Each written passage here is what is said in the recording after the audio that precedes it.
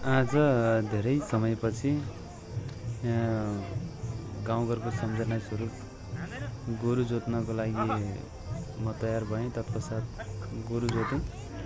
यहाँ आज मेरो छोरीले पछाडिबाट गुरुलाई नुहान भन्दा भन्दा पनि गुरुले छोरीले हानिरहेछ, तर हान्नु हुँदैन यसरी। अब खेल्नलाई उसलाई रमाइलो लागिरहेछ, त्यस कारणले गर्दा उसले यस्तो गरेको।